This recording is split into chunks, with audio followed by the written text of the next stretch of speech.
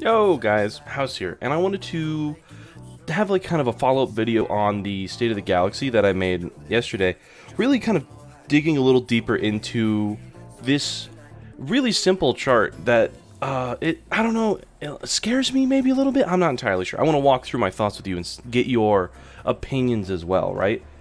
And we're going to assume, just like they have on this note, right, that every squad is in a good composition, highly synergistic, and with mods that complement those characters, right? We're not talking god mods in a sense, but, right, how do I put it? Like, in their first example, right, Second Sister, we don't know where she sits currently, so it's really hard to rank her versus Iden Versio, but I'd argue Iden Versio is a crazy high-tier character.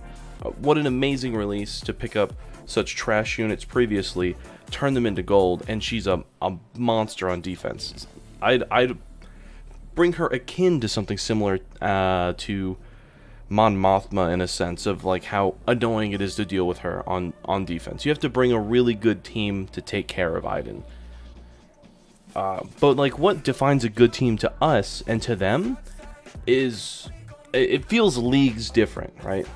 Because if you just look at this, right, marquee characters are always going to be worse than Journey Guide Conquests, and those are always going to be worse than GLs, and then those are always going to be worse than GLs with a Conquest counterpart, right? The first two are a little concerning, right, because obviously within the Journey Guide is going to be worse and better characters depending on who you want to talk about, right? If you want to look at, like, Beskar or Mandalorian, you'd be like, oh, well, realistically, comparative to the other characters, he's lower on the list for sure, but he's still not bad, right? It's not like Thrawn comparatively, where Thrawn has fallen off as of recent. What I'd say like the recent like year and a half since Galactic Legends released, I guess. Thrawn's been on the DL. But there's so many characters that are amazing characters within the marquee spot that I think rank higher than some Journey Guide characters as well, you know? 3PO and Chewie is a fantastic example of a character that is just a problem that exists and is super hard to deal with in whatever Rebel lineup it sits in. With that kind of off my chest in the beginning, I want to really dig into this meat right here of Galactic Legends are not created equally. That's what this design part comes down into. Right, and it's somewhat understandable. They're saying like, well, if your Galactic Legends have an entire squad of really good units, they should be able to beat your other Galactic Legends. And so I get that, where that's coming from a design standpoint.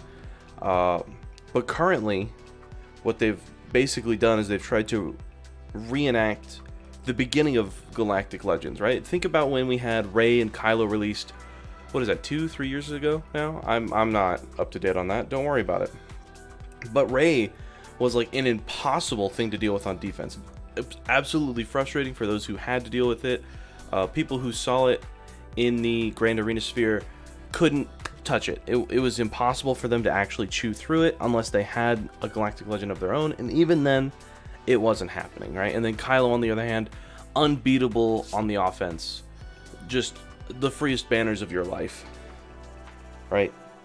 The teams were basically untouchable. It took us a while to solve how to like beat these teams, right? And they wanted that with Galactic Legends and Conquest units, it seems. They wanted it to be really hard for us to defeat them in a sense. And we can focus on Lord Vader and say like, oh, well, Lord Vader's been underperforming forever. They just did a whole bug fix which made him even worse than he was previously, so that other non-GL counters can either put him down to being the only character easily, and then we just kill him off with another B-team squad, or that he's beatable with the Kylo Ren. We're gonna say cheese, but like that squad's existed forever now, and it hasn't really been a problem. I'd call it a real lineup almost, with the zombie and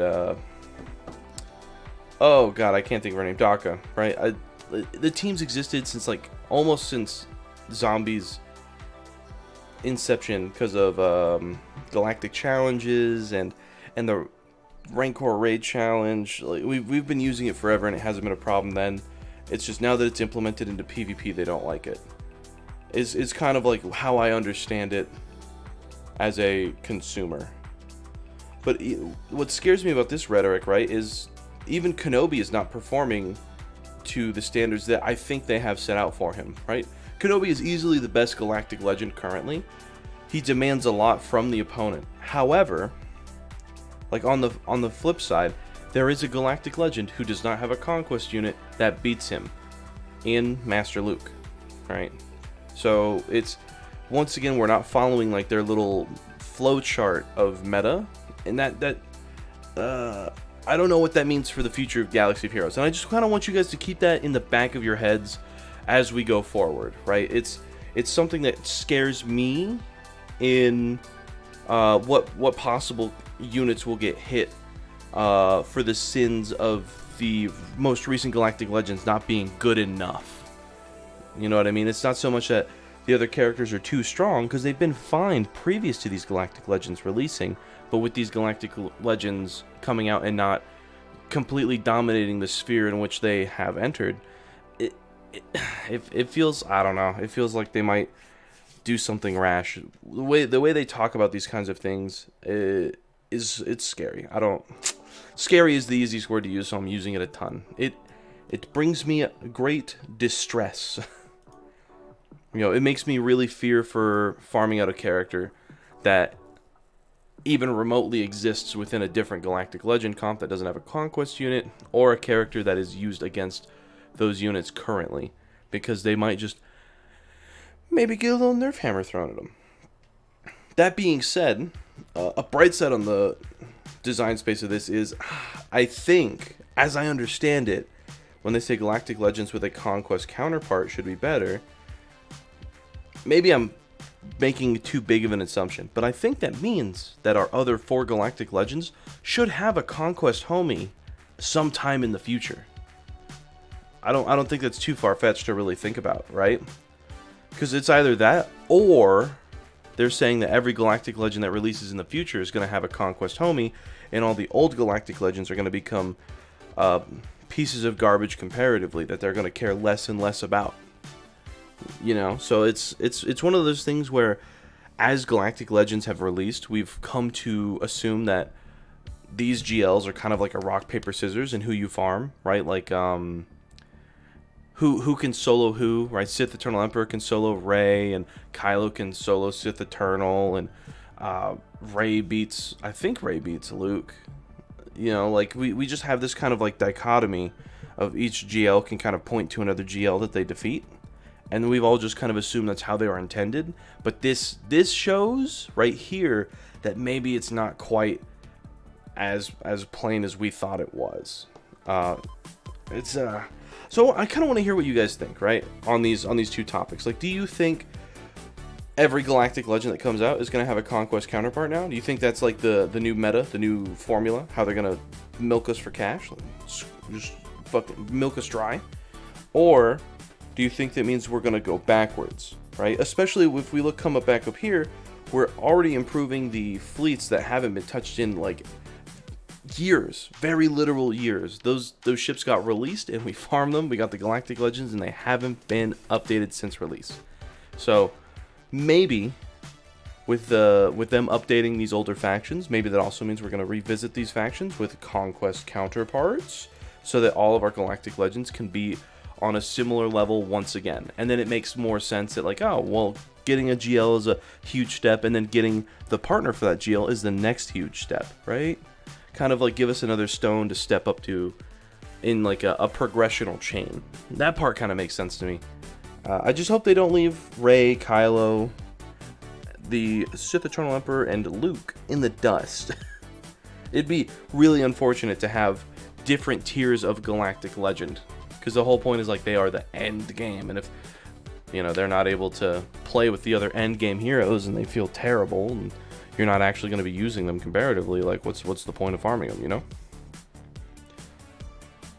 I think that's really it though. That's all I wanted. I wanted to get it off my chest. It's been sitting in my mind ever since I made the video yesterday. I wanted to dig more into this, but we had to get that PB, okay? We needed to speed run the State of the Galaxy, and I definitely know I'm not the world record holder. Well, I might be, because I stopped my split we moved on to doing kit reveal as well. Doing both of those, I'd have to go back and check. I'll have to go back and check. Maybe I'll let you know in the other video if I've got the world record on the marquee event, or on the State of the Galaxy. Yeah, no, I'll talk to you guys later. Let me know what you think, actually. Before I'll talk to you guys later, let me know. Do you think this is how it's gonna work? Do you think they're gonna leave the other Galactic Legends in the dust? Do you think we're actually gonna be going back into our roster, back in time for all these new ships that exist? Like, just toss out some ideas. I'd love to chat with you guys. Later.